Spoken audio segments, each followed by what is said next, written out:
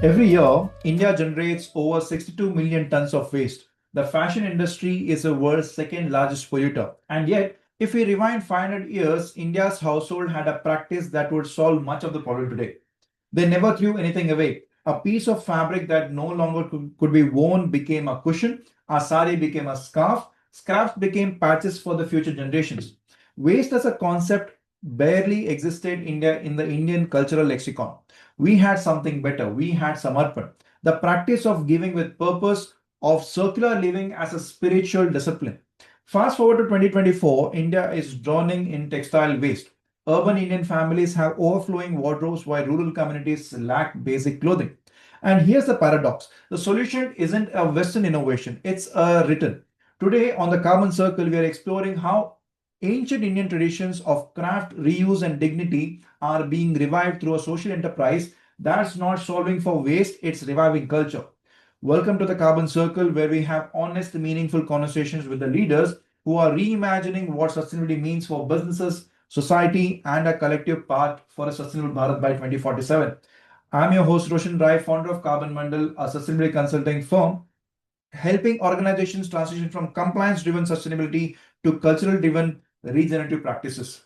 Our guest today is Sujata Chatterjee, founder and managing director at Twirl.store, an award winning social enterprise based in Kolkata that's pioneering a circular fashion model rooted in cultural values and women's empowerment. Sujata is an engineer by education and a social entrepreneur by conviction. Over the past 7 years, she has built a model that does something remarkable. It simultaneously addresses textile waste, empowers rural women through craft and skill, and proves that sustainability is not a burden, it's a business. Sujata was recently recognized as India's first certified upcycled textile manufacturer by Government of India's Textile Committee. She's been featured on NDTV, Her Story, and multiple media outlets, and her work has inspired conversations about what Make in India sustainability actually means. Let's dive in. Uh, Hello and welcome to yet another podcast from the Carbon Circle. So today with us we have uh, Sujata Chatterjee, founder and MD of Twirl.store. And the topic that we've chosen today is culture, craft, and carbon, rethinking sustainability through Indian tradition. So how environmental responsibility is becoming a strategic business asset. So in the due course of the podcast, we will touch upon four topics. The first topic that we'll be touching upon is the forgotten thread, ancient Indian wisdom in modern waste. The theme that we've chosen here is how Indian traditions embodied circularity before it became a buzzword. The second topic that we have chosen today is hands that heal, the economics of artisanal dignity, women, craft skills, and how traditions becomes a livelihood.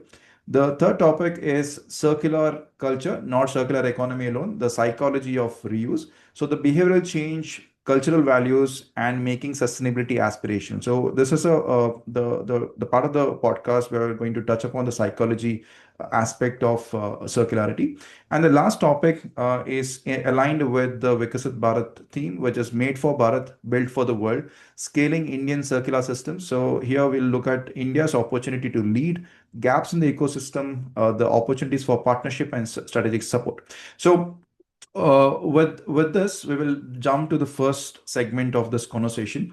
So, Sujata, you have a background in engineering, at least by degree. So, what drew you to textile traditions and heritage crafts? And uh, what was your starting point for sustainability thinking? Was there a moment, either personal or professional, that led you here? I think, it's a classic case of the universe and my soul leading me to where I was supposed to go to. So, coming into sustainability or doing the work that I'm doing today was not at all pre planned. It was not something that I envisioned while I was studying or even when I was working. I was working in the IT sector, something completely different from what I'm doing today. But it is that, today I say that I'm an engineer by degree, but a social entrepreneur by choice. And My that choice. choice actually, it just happened. And how it happened was very, I would say it's a funny story. It's not even, I would say, a remarkable story, but simply because I faced a very basic problem in my own life of Mhm. my wardrobe or my home being too full of things that I knew I didn't want to use anymore. I knew I had no use for them, but I didn't want to waste it. And that simple problem, I don't know why, led me to stay awake at night and wonder, what am I going to do with all this? And so I randomly started asking everyone around me, friends, colleagues, what do I do with what I don't need? And the funny thing was, everyone I asked told me, we have the exact same problem, but there's actually no solution for it. I mean, you can hide it, you can maybe sometimes do this, do that, but basically, there's no permanent ongoing solution for this. And I think it was at that point that I thought that if this problem is so big, especially in the urban cities today, then shouldn't there be a solution for it? I say the engineer in me, I think I woke at that moment. And that concept that we are taught that every problem has to have a solution, that kept me going, that let us find a solution not just to this problem, but something that benefits both society and environment. So a solution that makes sense from all angles. And that was how I got into the work that I'm doing today. Yeah, this very problem that you just mentioned, the wardrobe, being filled, and it continues to be filled. The only Yeah. solution that most urban dwellers think of is adding additional wardrobe to fit Abs- clothes in. But I mean, I'm really glad that you choose to find a answer to it, or rather a solution to it, and that's perhaps the engineer within you that came up with that reasoning.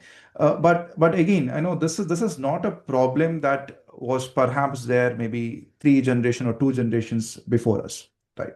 So can you articulate the difference between how ancient Indian households treated fabric, where nothing was wasted, where passing down clothes was normal, where scraps became patches, versus how today's urban Indian consumers approach clothing today?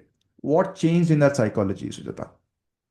First thing that happened was the great, retail boom that's happened all around us. So it is a fact that today we buy far more than we need. And that was not a problem, maybe 2, 3 generations ago. They had enough for their needs. And then again, of course, it was reused, which I'll talk about. But we have far, far more than we need. So even in my childhood, we would probably buy new clothes twice a year, once during Durga Puja and once during the Bengali New Year. And if we are really lucky, we also got something new on our birthday. But Yeah, that was it. But now we shop every weekend because the mall is the place that we are going to go and hang out with.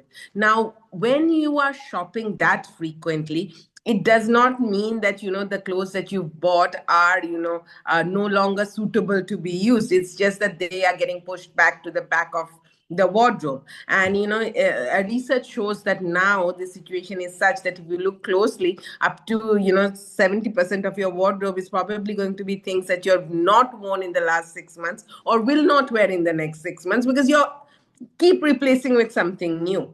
So now the extent of things we have that we need to kind of work with is of course much larger. But going back to say 2, 3 generations back, when of course they still had a couple of new things, but whenever something new came into their lives, or whenever I would say something they felt could no longer be worn by them, they identified that the immediate next question was, what can we do with this? right, And this was a question that was tackled by the entire family. So if it was in case of, if it's for children, immediately you would think, who is the next child I can pass this down to? If there's a sibling at home, they get it. Even if there's not a sibling at home, you'd find a cousin, you'd find a neighbor, and you would pass it on to them. But I don't think any children's clothes, even shoes and things like that, would ever get thrown out. It would always go to another family that needs it. right, Beyond that, there were things that were constantly remade. I mean, one of the greatest motivations for twirl was when my memory that my grandmothers used to convert their saris into everything from, say, a blanket to curtains. And they did not know the word upcycling, but they knew that it's a resource, it's textile that can be again remade into something beautiful. And they did it with such love and with such care that it became a piece of art. I remember I wore a skirt made from my grandmother's sari, and it was a piece of art.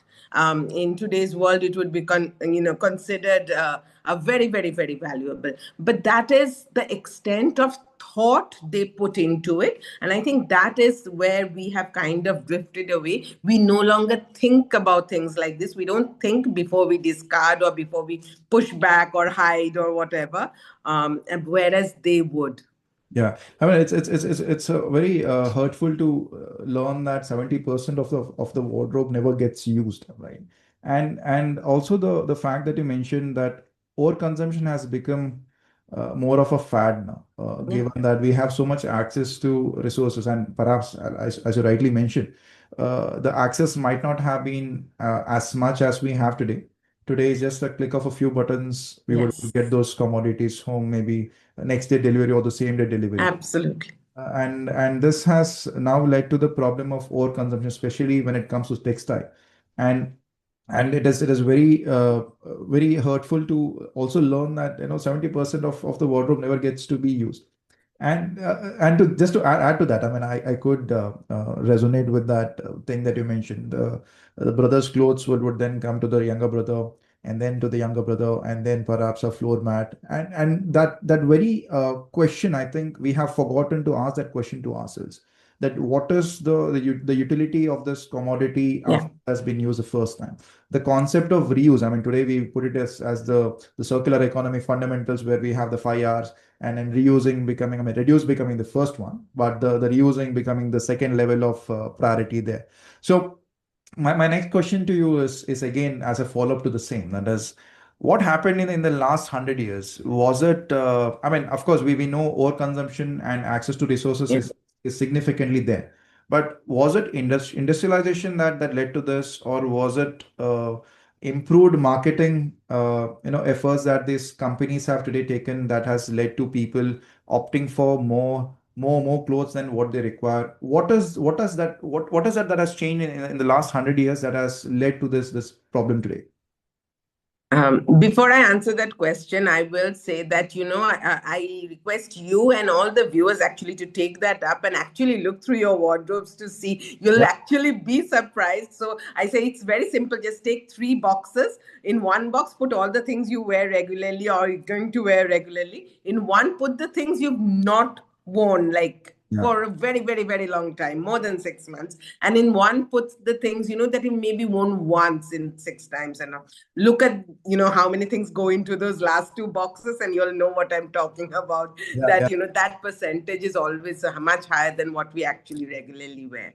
Now, coming back to your question, of course, industrialization is a necessary evil. And, I absolutely support that we need to provide livelihood. So I'm glad, we have these big organizations who have the capabilities to manufacture more. Of course, marketing is more. But marketing has now, kind of taken the shape of where it kind of makes us feel bad if we're not part of the next big sale. And the next big sale is unrelenting. So, you will have a full page ad for a sale today, but you'll have another ad for another different sale tomorrow. So it is like unrelenting marketing that we are now subject to. But I think the main thing that changed is our lifestyles. To be very fair, we've become very busy. Our lifestyles are much faster than it was before, which actually also means we have less time to maybe,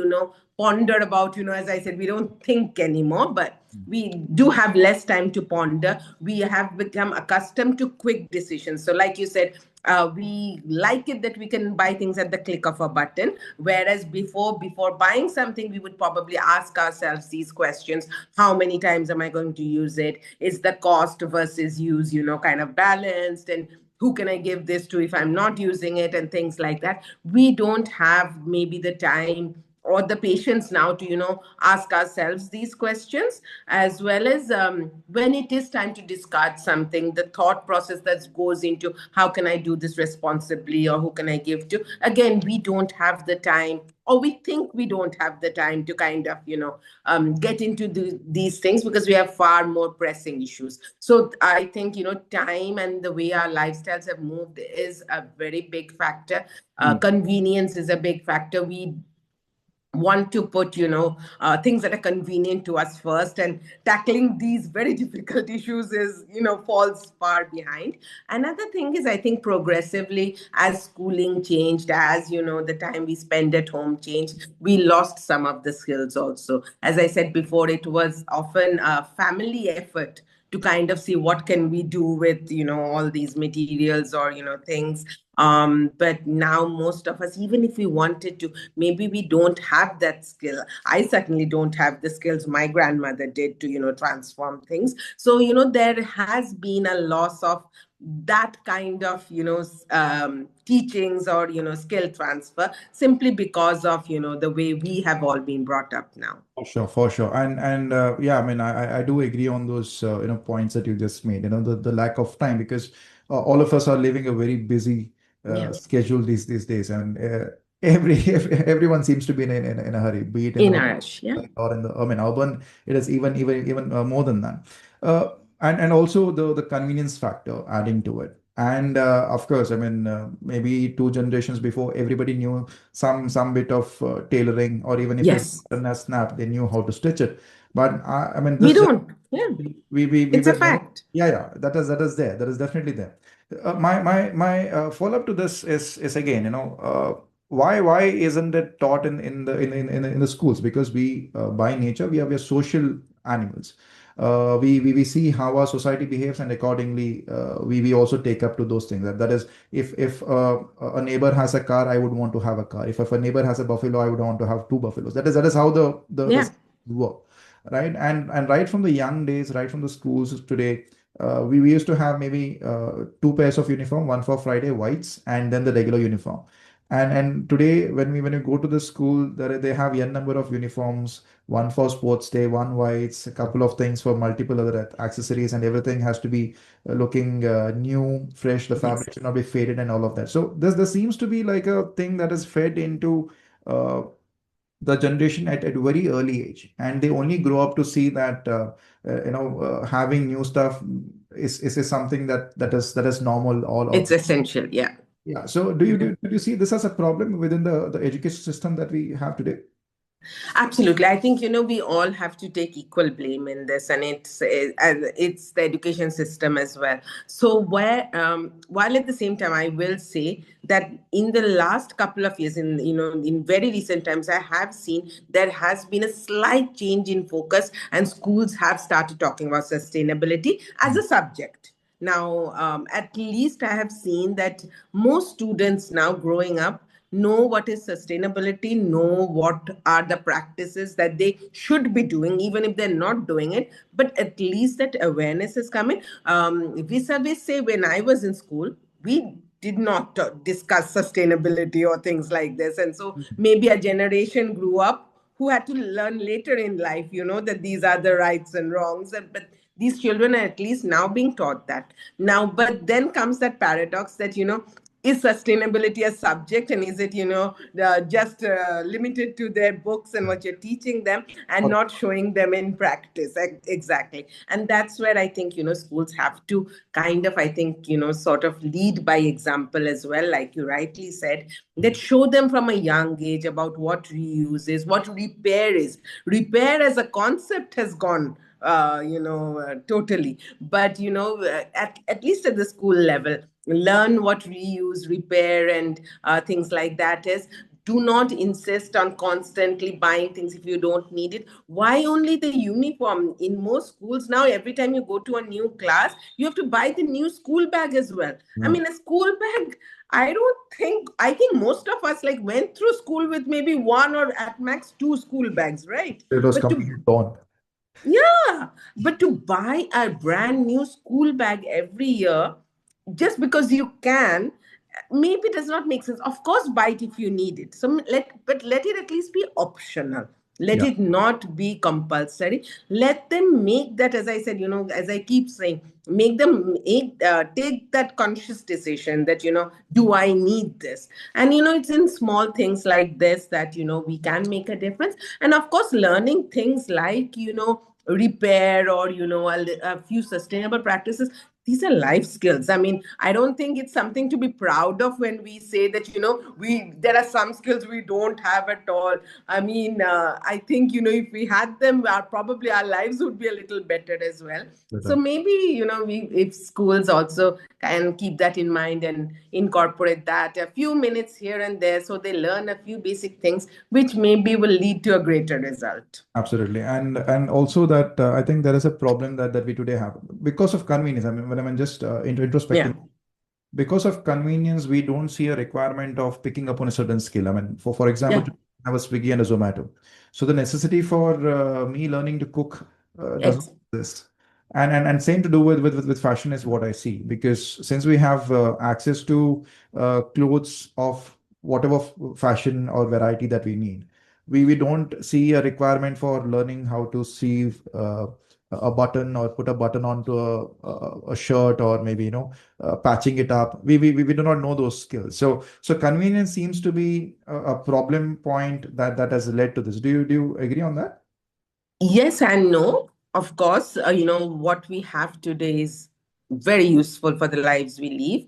At the same time, I think we have been kind of made to understand that this is a more convenient way of life. Once in a while, yes, when you absolutely need it, you should do Zomato and Swiggy as well. And as well as, once in a while, if you urgently need to buy something, you should be able to buy it as well. But to, opt to buy something just because this one seems a little tight or the buttons have come off, maybe that's not convenience. It's the way it's been marketed to you. Hmm. If you actually learned how to sew on a button, it would take in all probably 1 to 2 minutes. It's not going to take away a great chunk of your life.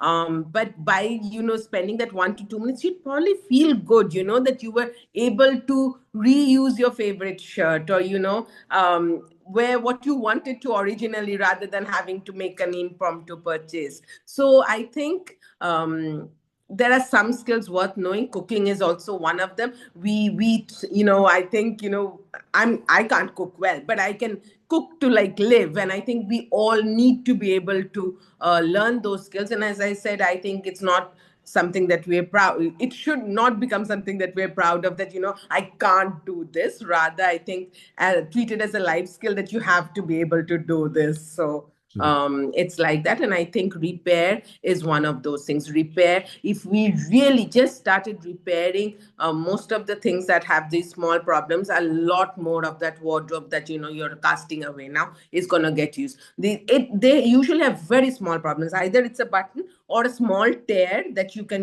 fix up, or a little bit of a size issue that also can be fixed easily. Not a major size issue. A major size issue, of course, needs you to, change your wardrobe. But it's usually one of these three, which is very, very easily fixable. Fixable for sure. One of the things, Sujata, is I mean, just let's looking at because I got married last month in the month of December, right? And there seems Congratulations. taboo around. I mean, thank you, but there seems to be a taboo around renting out clothes, because as a conscious consumer, I mean, we did something called as a zero waste event. We made a conscious effort to see to it that nothing goes to the landfill and we can keep our footprint as minimal as possible. So I personally chose to rent out the attire for both myself and the bride for all the events. I mean, if not all the events, at least for 75% of the events. Yeah. Right. And when I chose to do this, there is a lot of taboo that you only get married once, so you should not be using rental clothes. All of that comments that start popping out. But once the event was done and it was highlighted in the local newspapers, and it came on the thing, now suddenly the context has changed. It is seen as a cooler version of getting married in that way. So have we? I mean, have we failed to make sustainability cool? We've not failed. I think it's a work in progress, and it's possible because you chose to do something like this. It's because I chose to do something that's not typical to my career. It'll take each of us to kind of break the stereotypes to show that it is cool as well. And I think I have to congratulate you on going ahead and doing that. But it the proof is in the pudding, as they say. I mean, when they're saying you only get married once, that's absolutely true. So if you buy something really grand and expensive, you're only going to wear it once. So when are you going to wear it I again? mean, So it also made better economic sense also to. exactly the same thing. You're only going to wear it once. You can't wear it again. So yeah, but I think sometimes a little bit of common sense as well as a little bit of it looking cool is needed, and it's a work in progress where we have to kind of train people in that as well.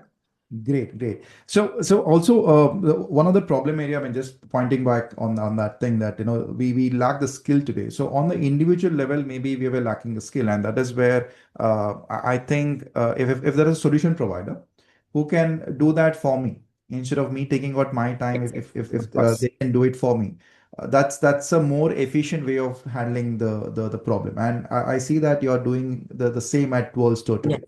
So my question to you is this, that do you think climate action in India fails when it ignores culture? That is question number one. And are you through 12 store reviving this tradition that already existed in the Indian culture, or are you creating something new entirely, a modern interpretation that didn't exist before? Right. So to your first question, I think at least in a country like India, everything is very interlinked. We cannot have solutions leaving out our culture, or we cannot promote our culture and look at things like climate change. So it is all interlinked. We have a very diverse country, and we have a lot of people doing a lot of different things in it. It has to all come together and make sense, and then only we can call it a real solution. It does not make sense if this solution only works in the cities, this solution works elsewhere. That will not work for a country like India. So we have to bring it all together. The culture, the technology, the innovation, everything has to come together. Then only can we take on the climate crisis. That's my understanding of it. Coming to your second question, I absolutely did not invent upcycling. Upcycling, it was a part of our art and culture forever. What we've done at Twirl is we have made it more relevant and more accessible for people. We've made the products such contemporary, such that you use it in your daily lives. It's not something that you say, oh, it's just something my grandmother made, but something you actually need and want to use in your daily life. And of course, keeping that convenience in mind, we've tried to provide all the services that you may need. I'm guessing that if you want to be part of the solution, but you don't have the capacity or the time, let us help you there. So whether it is that you have a lot of things in your wardrobe you don't need, or a lot of things in your office that you don't need, you can just pack it up and send it across to us. Whether it is that you want to, for your next purchase, or for the next gift you give someone, you want to pick out something upcycled rather than something plastic, we have the range of products for you. Whether you want to maybe transform something that is very close to your heart, maybe your mother's sari, that you can't wear that, but you would like to keep it as a keepsake.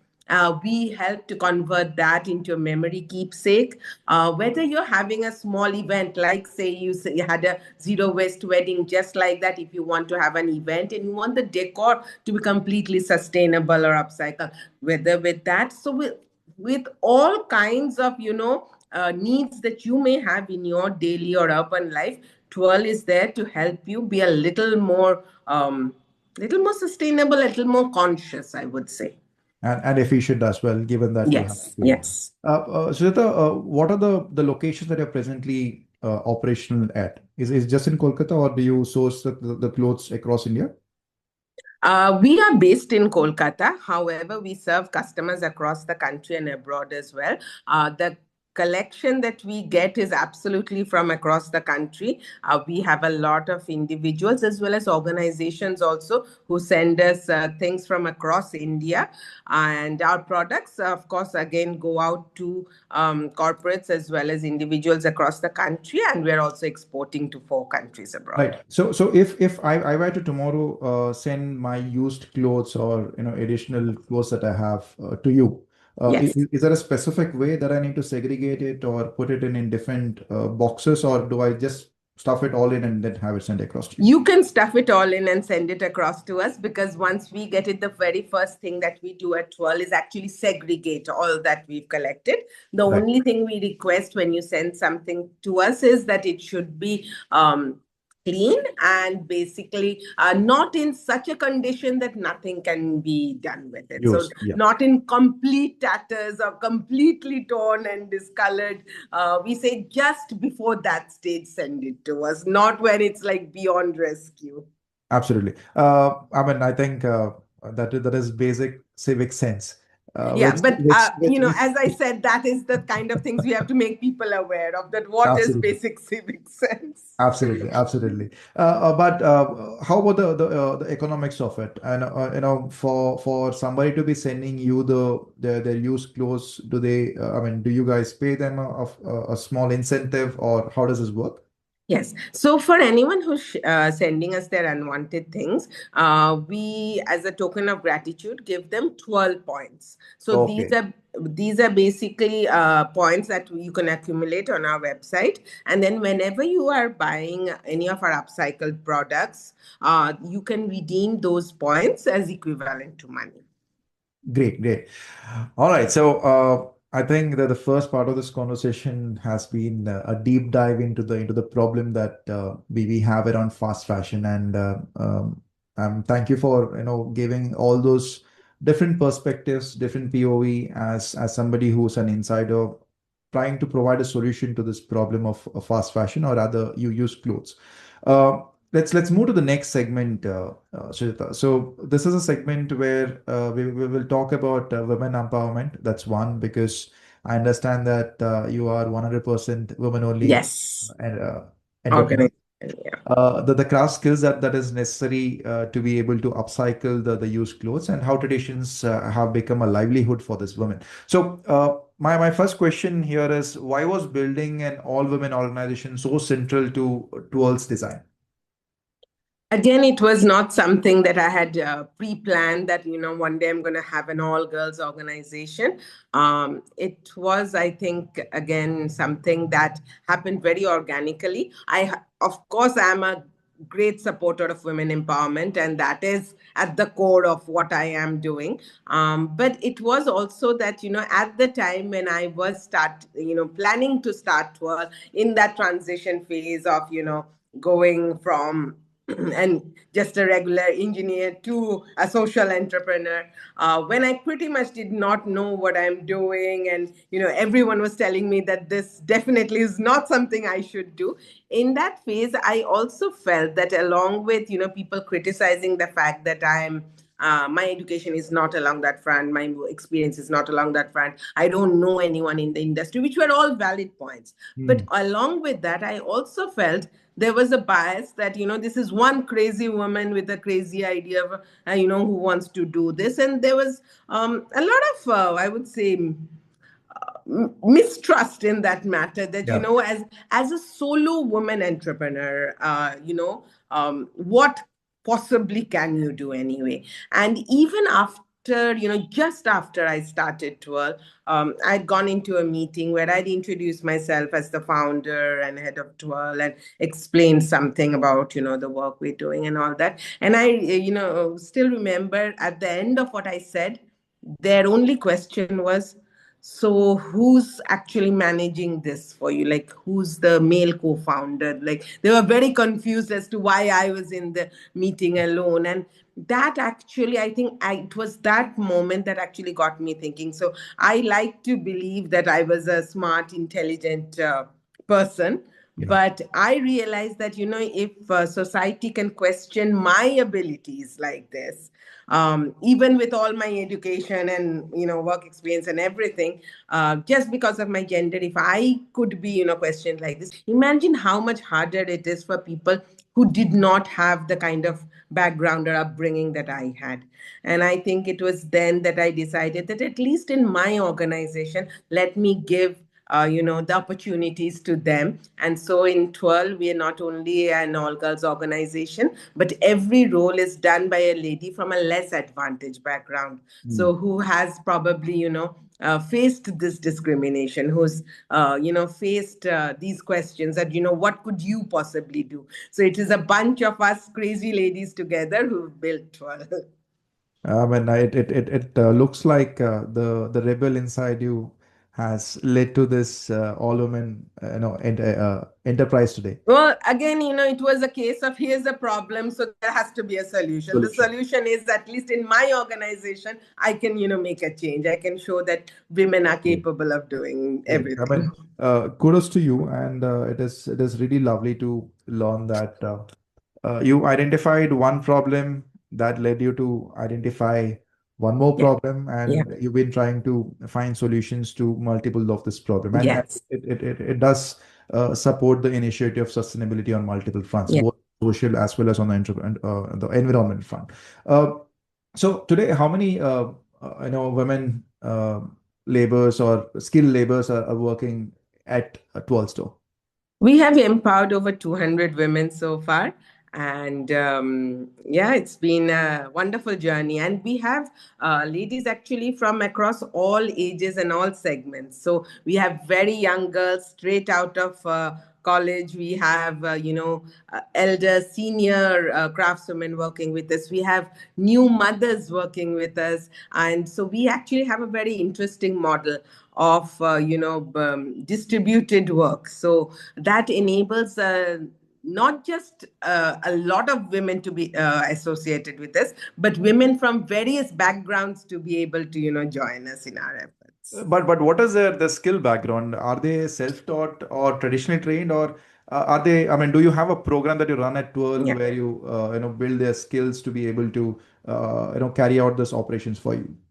So, generally, most of the women who work with us have been traditionally trained in basic sewing. Mm. So, we've generally seen that, again, is a skill that is passed down, and most of them do know. But what we do is we do a training on how to make our kinds of products. So, as I said, at 12, we don't make the traditional upcycled products. We make very contemporary products. We make files, folders, laptop sleeves, and things like that, which probably they are not aware of, or they don't know how to kind of, craft those things. So, we specifically train them on making these products. So do you have a design team which does the thinking and the designing part, and then that is transferred, the knowledge is transferred onto this uh, people to be able to do it for you? Is that how it works?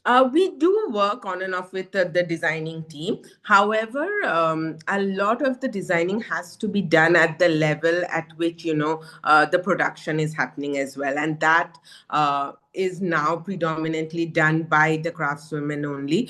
So upcycling is very different from regular production, where Yeah. you have one format and you're just going to follow that. Upcycling requires you to kind of look into each and every piece, because the color is going to change, the Yeah. pattern's going to change, and yet it has to all kind of come together and look similar. So that design thinking, or matching capabilities have to be developed.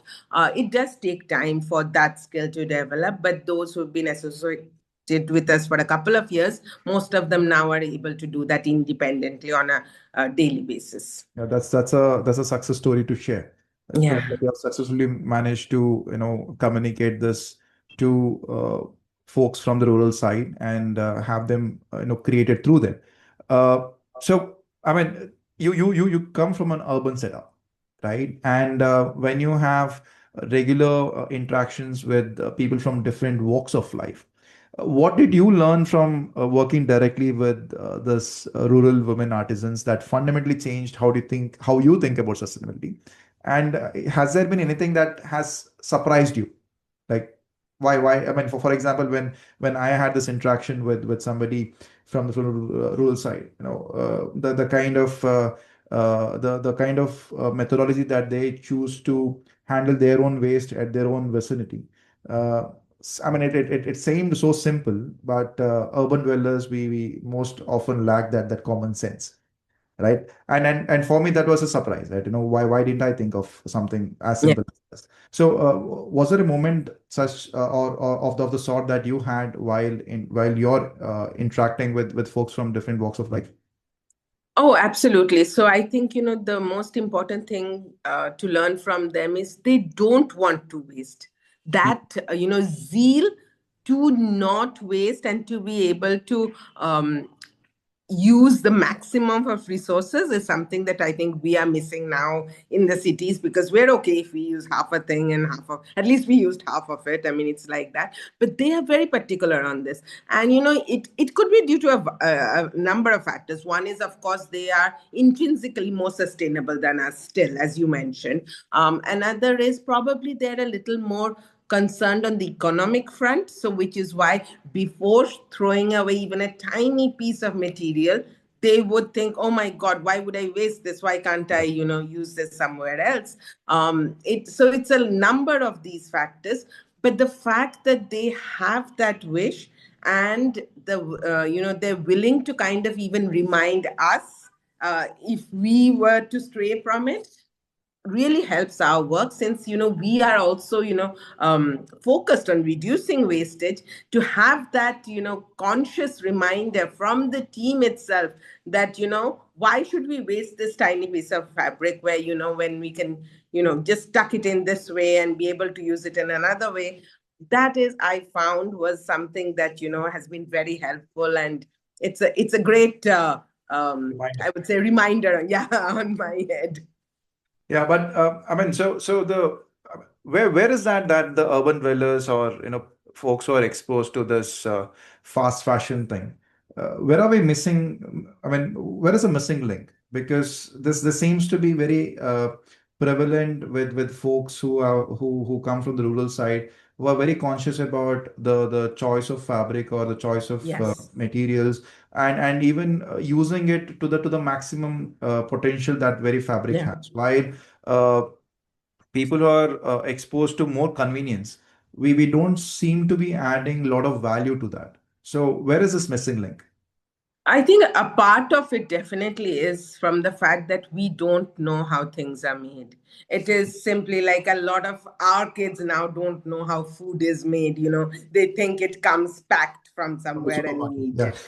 Yeah, but of course, the blame lies on us. I mean, we've Yeah. not taken them to see farming. But similarly, most of us, and even more commonly, food still, you'd be able to kind of see pictures and all. Most of us don't know how fabrics are made, how they're woven, how much effort actually What goes goes into it, and how they're transformed into a piece of clothing or whatever it is. We have not seen it, let alone be part of the process.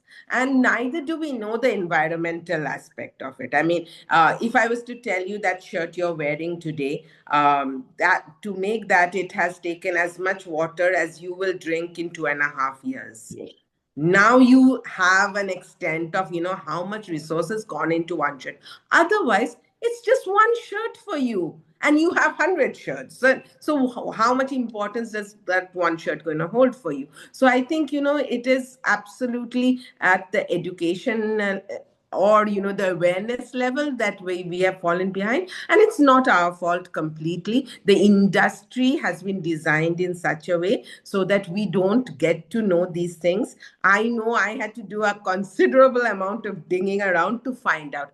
As I said, I was a student of science. I was fairly educated, but I did not know these things either till I actually, got into this problem and did a lot of research. And that's when I got to know all these shocking numbers and figures. So most of us don't know. And hence, the level at which we care or we show our concern is limited. If we you me we continue to talk about these things, hopefully more people are going to be actually aware, not just qualitatively but quantitatively as well, and they're next time they'll think in terms of that quantity of, what is it, what exactly am I wasting? Is it one shirt, or is it this many liters of water, or effort of these many people? People. Yeah, so then you have a more better perspective. So giving an insight into what goes behind the scenes to be able to the wear a shirt or have Absolutely. a piece of clothing. That's Absolutely. So I how think, the rural people often get to see that see that. effort or be part of it. And that's why, they value it more. More. For sure, for sure. Maybe that is something that the education. I mean, right from the young days. Maybe if they're exposed or maybe taken to a textile Yeah. factory. Uh, Exposure. not just Definitely. to the textile factory where they get to see the machineries, Yes. but rather to the fields where the cotton is grown and how Ex- that entire process how it's happens. picked and everything. Absolutely. The Absolutely. There entire is so much, process. so much effort that goes behind the scenes. And only when we value those efforts, perhaps start Yeah. valuing that piece of clothing as well. Awesome. So the bigger challenge right now, based on the discussion that we've had so far, seems to be more of a behavioral or rather a psychological, problem with how we handle convenience that we today have. Right. So this gives me a good segue to the third subtopic, which is circular culture, not circular economy alone, the psychology of reusing. So here is something that I've learned working in the sustainability consulting. Economics and logistics explain maybe Correct. 40% of our circular systems, but the other 60%, it is psychology. So the culture, the beliefs, this is what makes the unaccounted 60% of it, right? So my first question here is this: that what is the most common objection that you hear from urban Indian consumers about donating or returning close to 12? And what's the psychology behind that objection? What does it reveal about how we have been conditioned to relate to clothing? So the objections that I heard when I first started Twirl was, it was a string of objections, and I'll tell you in order. It was, first of all, who on earth is going to give you their unwanted clothes? Because why would anyone take bother? Why would they even take that effort to bring it out and give it to you? Hmm. Number two, even if they gave it to you, what could you possibly make out of old clothes? Number three, even if you might manage to make something out of it, who would actually take it back, buy it as a product? So this, I think, these three sum up people's doubts about twirling in eternity. But I think with time, we found the answers for all of these. But Mhm. what it basically showed also is that it's a problem people didn't want to talk about. See, waste is not, it's not an attractive problem to, discuss or even debate about. There will be a lot of, say, discussions on things like air pollution and plastics and things like that, which are equally important. But these are still things that we like to discuss predominantly because we feel our, contribution to that is minimum. In that discussion we can blame a lot more people. We can blame the government, we can blame the Yeah. big industries. We have a lot more people to blame. In a discussion about waste, especially waste in your own home, or things like that, you have to become the stakeholder, and you have to be ready to kind of look at yourself. So that is where I think, most of the problem is, that people were just not willing to look at that, look inwards. And it was not something that they were interested in. And of course there is a lot of taboo around old clothes. There's superstitions around things like that as well. Those things I still think that in the urban cities at least we are moving past now. It's not so much the old beliefs, but it is more a problem of embracing the new ones, and kind of understanding that I too am part of the problem and I have to do something about it. So that mindset change is a problem for us. Very interesting. I mean, this problem might be very unique to India also when we look at it because of the cultural taboo that we have around used commodities. I mean, even Yes. if a person dies, I mean, there is a hesitation for people to wear that clothes of a dead person, Yeah, right? no one Uh, wants it. yeah, Absolutely. no one wants it. So the only solution that perhaps in the past existed was to burn it, or maybe throw it away somewhere where nobody gets to see it. And in today's date, I'm glad that when you mentioned, at least in the urban spaces, this problem is now being addressed. That people are okay to have it given away for maybe Yeah. upcycling or maybe for reusing it off. My next question is again a follow-up, but it is rather from the economic perspective. So the cost of an upcycled product versus a cost of a freshly woven fabric. Uh, how do you manage this cost difference? Because upcycling, uh, using of a machinery in that scale, I don't think it is possible as compared to an industrial setup where you have a similar kind of material going in, it is converting into something that is more uniform and scalable. So how do you work with this the economics of it, the unit economics of it? I am so glad you asked this question because I was half thinking of mentioning it in my previous answer that another very big myth we have around sustainability is that sustainable products are expensive and Exactly. hence, we can't do organic or we can't do sustainable. So, but this answer actually lets me know, this question lets me elaborate on this that this is all a misconception and this is all kind of a result of the things that we've been fed into our system that's led it to believe these things. Sustainable products you can't blindly say are expensive or are going to be expensive. I know a lot of non-sustainable products that are very expensive. Mm. So there is no such, criteria as per se. If I speak about our products have intentionally been priced in such a way that everyone can afford them and use them on a regular basis, not even once in a while. Because we make products for your daily use, and I want everyone to be able to, pick it up. And so, intentionally, our prices are kept between 200 to 900 rupees for all our products, Mm. making it accessible for everyone. And as I said, I know a lot of so-called unsustainable products which are would be far far more expensive. Pricey. Yeah, but coming to your question on how does the upcycling product and say a regular industry made product, how does the prices compare? So as I said, our products are intentionally kept very reasonable, but where our main cost is of course the human effort, the people who work to make it possible. As you rightly said, upcycling is not a machine driven process, it is predominantly a handcrafted Yeah. skill. So whatever it is that we are earning, most of it is going to the person who's made the product. Vis-a-vis, say, for an industry-made, product of using a new fabric, there a lot of their, cost would go towards procuring the new fabric, towards their infrastructure and things like that. So they also have their own set of costs, Expenses. which Yeah. is very Mm. valid. But we have a different set of costs, that is the human effort that goes into it.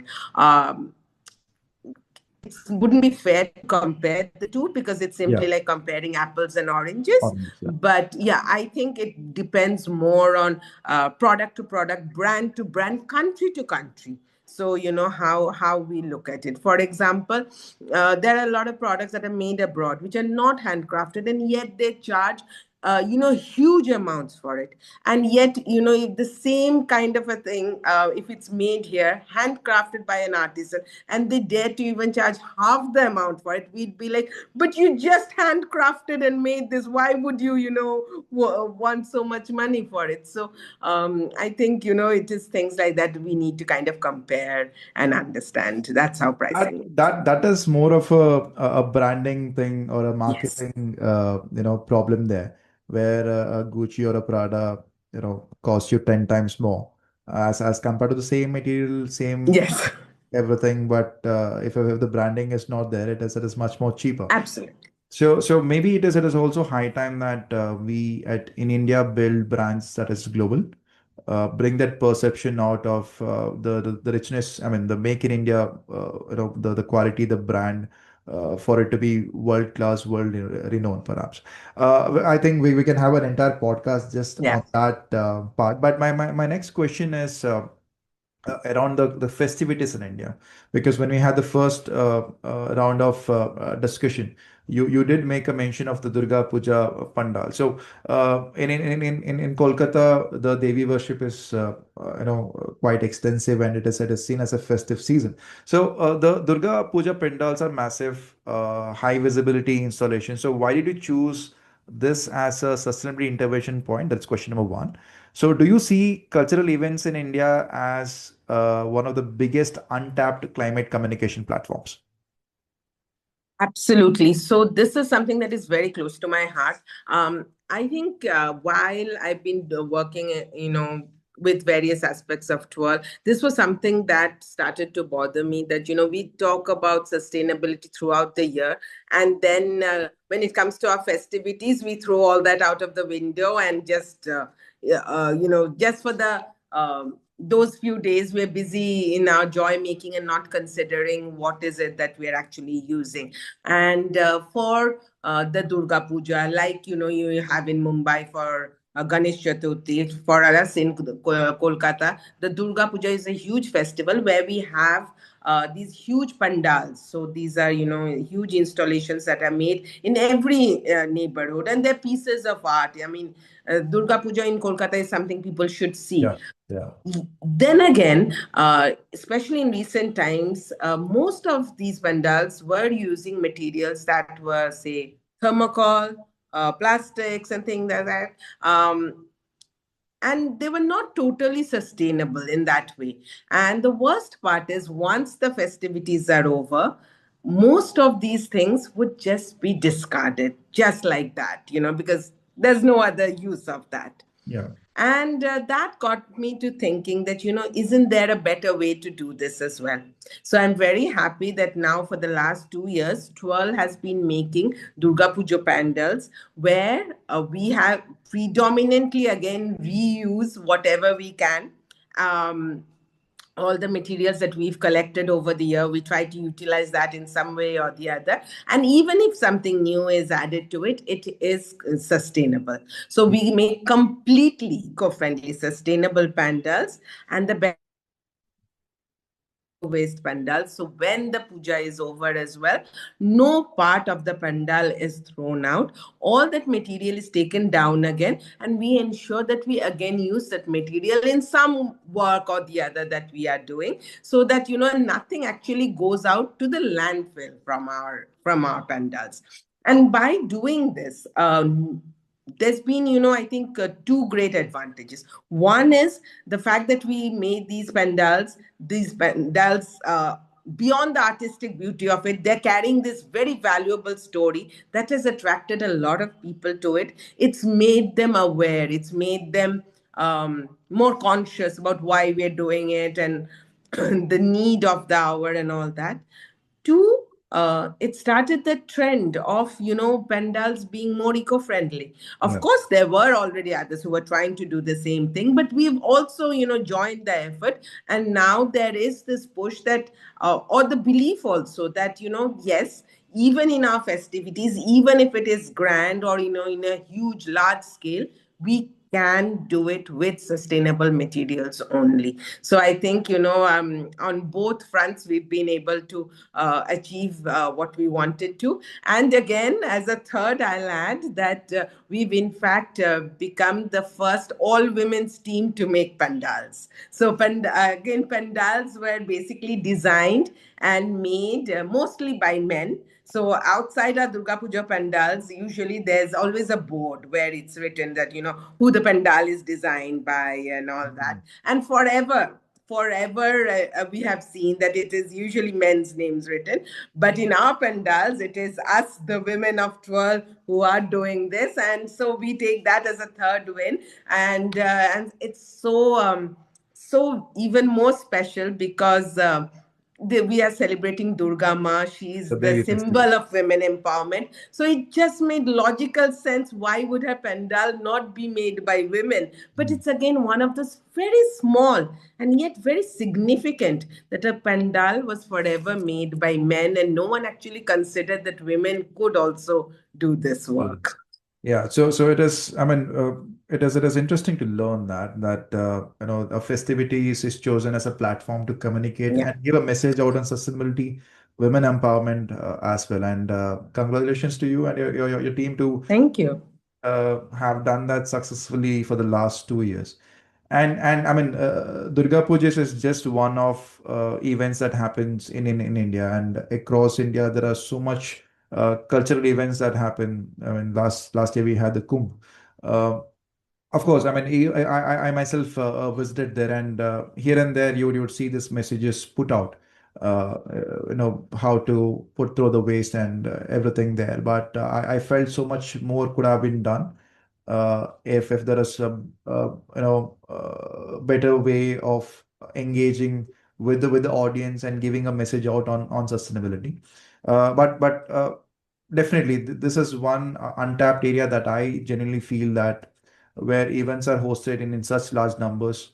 If a message on sustainability can be showcased, perhaps people would also get to see it firsthand, right? And perhaps take something along with them when they go back. And temple towns perhaps are one such areas where this kind of solutions should be implemented and rather promoted for it to reach masses, right? Absolutely. So, in fact, at the Bharat's Text, which is the annual event of the Ministry of Textiles, Government of India initiative, they invited us to make one such installation with an upcycled wall at that huge event which was happening at Bharat Mandapam.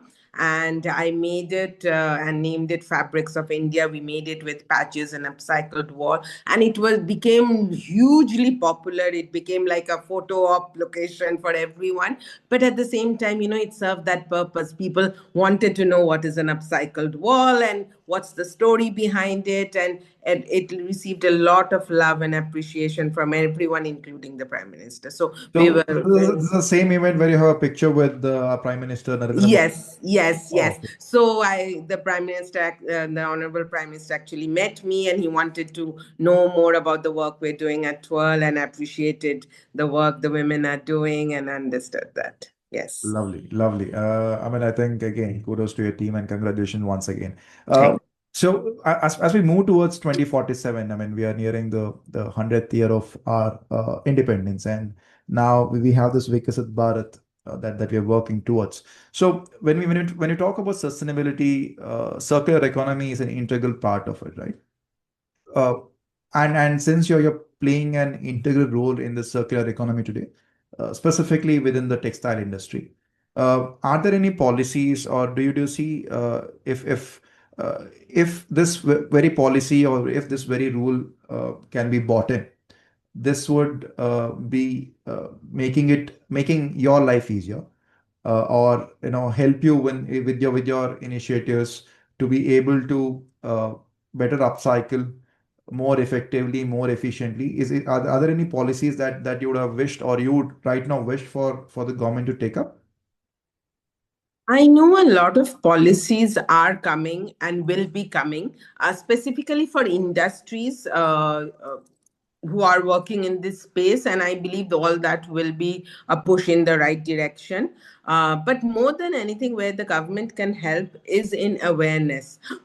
We need widespread awareness about the issue, the perils of fabric wastage, the importance of it. That needs to be done with industries as well as with common people. And that kind of widespread awareness is only possible when the government takes an initiative, like they've done for various initiatives, be it Swachh Bharat, be it any other initiative that we have. If there is a push from the government, it becomes a lot easier.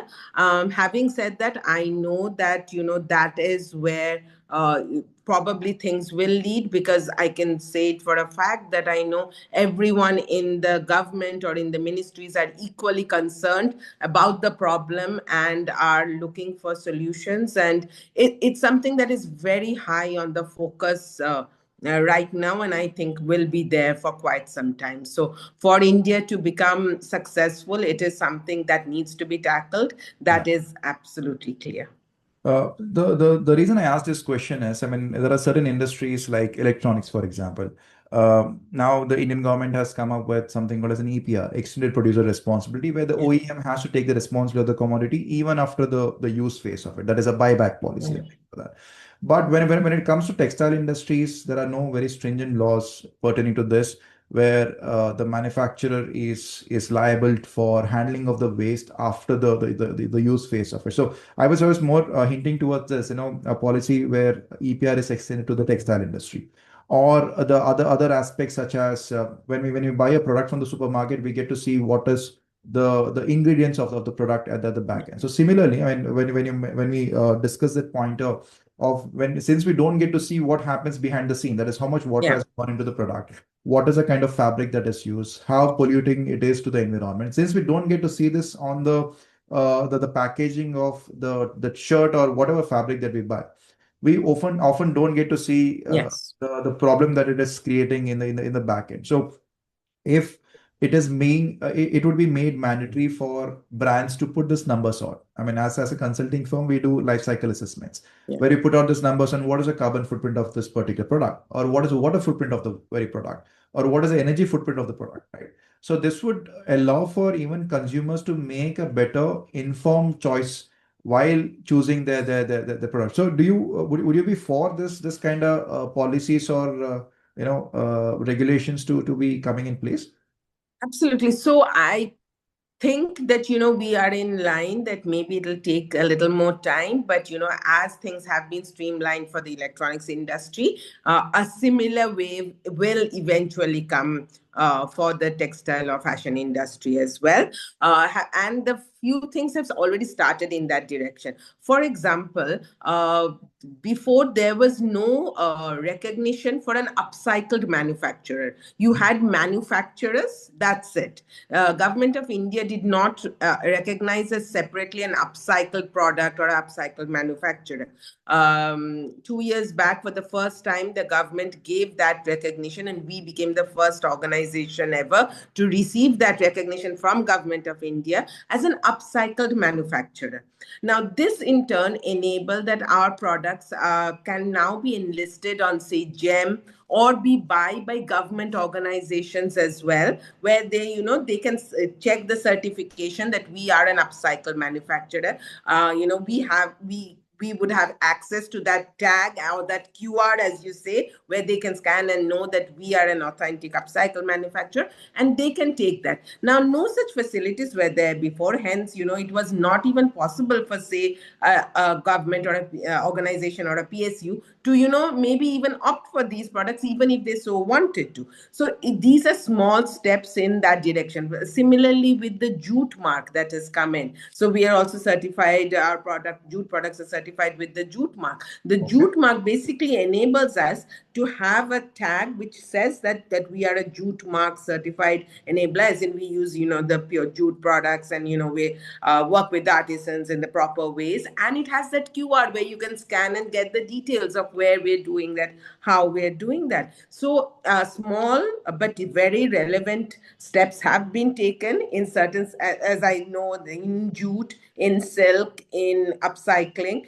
And very soon, all of this will come together, where you should, as a consumer, also have that access to knowing who's made this, where Yeah. it's been made, and where can I get it from. Or you can also have the choice: do I buy this product made by this person who does not have these certifications, or do I buy it from someone who has these certifications? Yeah. So I mean, that will come. it is also I'm happy that I'm getting to hear this from an insider who is in the business of upcycling, and having received the first Yeah. upcycler uh, Thank you. certification. That is also success again.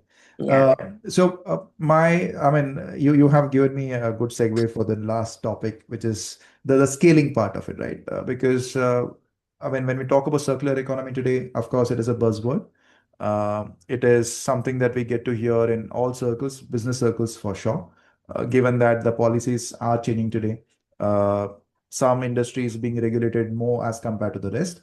But whatever said and done, the need for circular economy is the need of the hour if we are to grow and sustain this growth for a very long period of time. So my question is, when you imagine Vikasat Bharat in 2047, what role does craft play in climate resilience? I think craft will show us the way forward. It will show us not only more economical ways to do business, to create products, but also how we can remain unique and innovative. In Hmm. a world where, all countries are making similar things, it is our craft that is going to, give us that leading edge. India is no longer considered a country where we just make maybe cheap products, or can just make regular products. We are considered a country where we can do very high level, very skilled work with perfection, maintaining the laws that are needed. And I think, it is only when we embrace craft and our craftswomen, our culture and everything, that we can, show that innovative edge that we have. A lot of the other countries who are into production or things like that can't boast of this, history or culture that we have. So Yeah, here is where we make a difference. but do you feel that the skill that we I mean perhaps generationally that we had, we are losing that skill, that craftsmanship?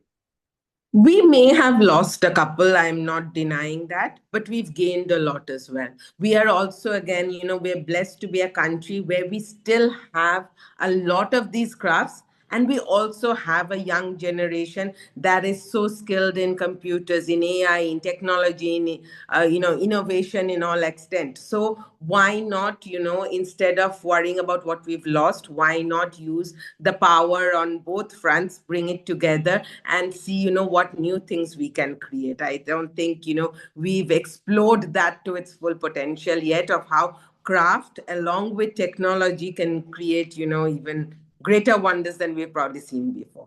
Great. That's a very optimistic view heading towards 2047. And Yeah, we have still roughly 12 years of time absolutely. pending for us to be a developed nation and stop calling ourselves a developing nation. I think Yeah. we've been hearing it for far too long now.